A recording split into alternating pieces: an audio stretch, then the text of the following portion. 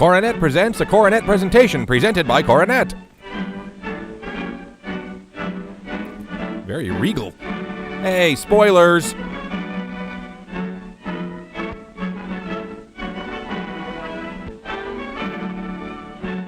Oh, redacted.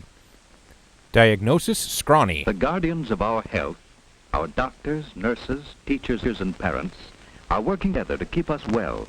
All of them must know and agree on the health practices we need at home, in the neighborhood, and at school. This is Joan, getting ready for school. Pause the film now for Joan discussion. learned at school that it's important to choose the right clothes on a cold day. The temperature is 40. Too cold for just a coat. Not quite cold enough for tauntaun innards. She will need her snowsuit if she wishes to keep well for the Dutch festival. I wish to go to the Dutch And festival. this is Jim, Joan's brother. They choose wraps to keep all of their body warm. All of their one body. Mother is good to see Jim looking so well this morning.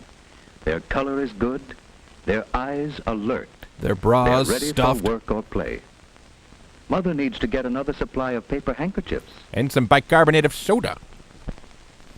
Jim's friend George is eating an apple as he waits for them. It's his signature thing. That is a wise no thank you, Joan. Never share another's food. What about sharing size M&Ms? George has forgotten something. Something that helps keep him clean. His gun. It's lucky for George that Joan has an extra tissue to lend him. Scut Farkas alert level is orange. Some children learn to jump or go around puddles. But George wades right into trouble because he forgot his galoshes. George deserves any bad things that happen to him. This is Miss May, Joan's teacher. George and Joan are glad to be in school. The children are getting ready for their Dutch festival. Tom has brought the thermometer in so that the children can guess what the weatherman doll should wear today. But of course. A raincoat and umbrella? Oh, no. A snowsuit and galoshes to keep him warm and dry. It was hard to guess today, but Tom is a good guesser. Or did Mother tell him what to wear? What are we talking about? George, you forgot something more important than your handkerchief. You forgot to cover your sneeze.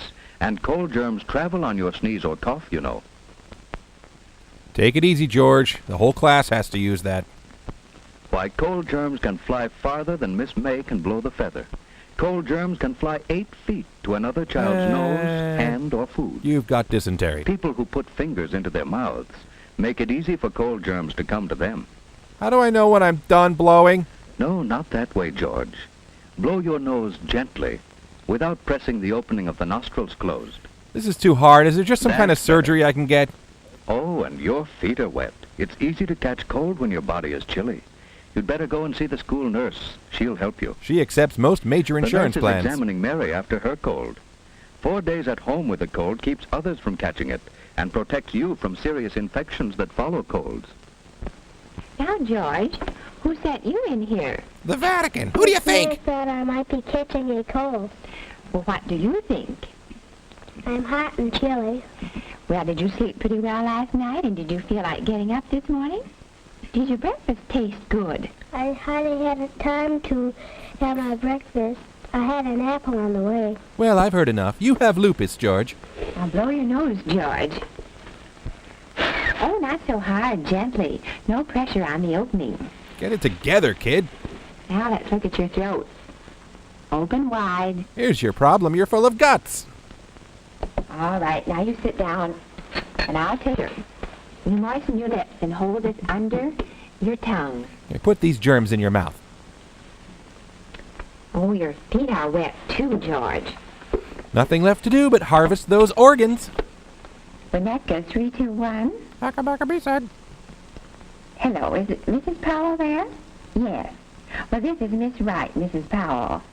George came in to see me a few moments ago with a cold.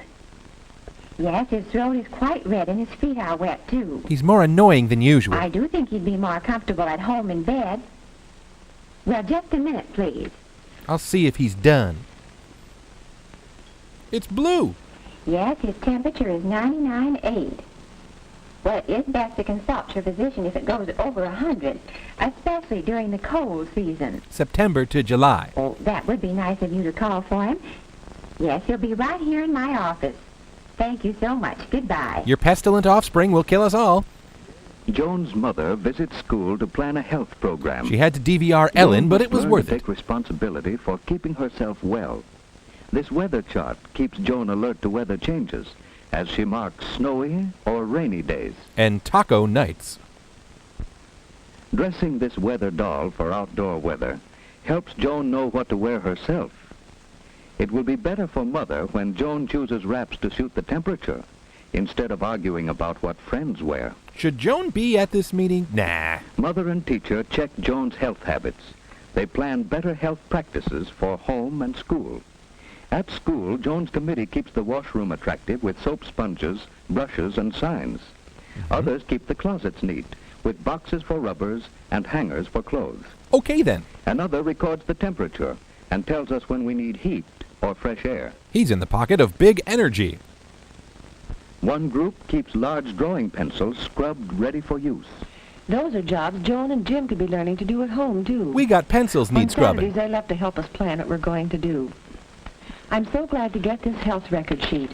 Oh, me too. Your check on Joan's habits at school will help me plan a corrective health program at home. I agree, and maybe I'm going to find out what kind of health practices we use. Yes, that's very And I must check on our equipment to see if we have the materials to carry on the school practices. That's exactly what Thank you for some grand ideas, Miss May. I'm going to visit school again some afternoon when I call for Joan. May I? And cue the teacher. Do come often. It is good for teachers and children to have parents visit school. Now please leave. Next morning, Joan's mother is inspecting the health materials in her home. It's all she has Each left. one in the family needs a separate towel and washcloth. Mother has one for Jim and another for Joan, each with his own name. What's in the box? What's in the Joan's box? father made a box for her to stand on. It's no fun washing if you have to stretch or can't see into the basin. These kids are all about fun. And here are new cups. Each can have his own cup now. It prevents catching another's cold. See, kids? Cups. But Jim, Cups, why huh? are you so Cups. cross?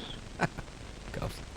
I've hit rock bottom. Father has taught Joan to spit into the toilet, for spitting spreads disease. And thwarts the sewer alligators. Here are the spoons for your cod liver oil, Joan. It's extra sunshine for us in winter and spring. That's called You rhetoric. know, strong bodies can't always keep us from catching cold, but they help us resist a serious illness that may follow colds. You can't hide from the Keep Reaper, away kids. from persons with colds, and keep your hands clean while you're eating. And don't boil a goat in its mother's milk. Jim must wash his hands after he pets his dog, but he won't have to go upstairs, as Father has arranged a washstand downstairs, so Jim will remember to wash. And forget everything What's else. the trouble with Jim? He didn't like his breakfast, and he was restless as he slept. He's cross and tired this morning. He only ate half of his Go-Gurt. His throat isn't very red, but his eyes look queer. He'd better stay home today so that Mother can watch him and keep him warm. Mother, do you think they'll drop the Joan's bomb? mother can't go to the kermis now, so Joan must take the paper bags for the party. And stir the sauce and get the guns over to Colds are Jimmy's. easy to catch during the first 24 hours. Mother must see that Jim covers his coughs and stays away from others. She must sterilize his dishes by boiling them thoroughly in water. She must Photoshop him out of every Joan's family room at photo. School is a busy place, and Joan wants to help get ready for the kermis. But first, she must wash her hands. 45 minutes ought to do it. We must always wash hands clean before handling food. So, Joan takes off her coat, uses plenty of soap and a good lather. Uh-huh. She rinses her hands well and dries them thoroughly with a paper towel. Then she touches the door handle and starts all over In again. another room, the kindergarten children are getting ready for the kermis. It's best to go to the toilet and wash hands first. Ask questions later. Now Joan has her wraps off, her hands are clean, and she's ready to pack the bags for the kermis. Kermis the Frog? The kermis has started. George's friends are selling the flowers they raised. They learn that flowers, like children, need plenty of sunshine, water, good food, And hygiene-related moderate temperature anxiety. to make them grow. Joan's friends are selling cheese, and they are careful to keep the food clean. Oops, you touched it. Throw it all Everyone away. is having a good time, while poor George stays in bed. Chomp. His careless habits have made Jim miss the kermis too, and Jim is restless in bed. Now he knows it pays to avoid people with colds. And people in But general. Jim's friends are enjoying the kermis. They learn that Dutch people are clean. Hollanders leave their wooden shoes on their doorstep so that their floors are spotless. The Dutch drink milk and raise their own vegetables and flowers. They keep well. Tell your doctor if you're You ready have to seen become these Dutch. children learning to take care of themselves. Now, do you know why George and Jim missed the Kermis? They failed to fulfill their community's holiness codes. The Netherlands invite you to wash your hands. Bye-bye. Others keep the closets neat, with boxes for rubbers and hangers for clothes.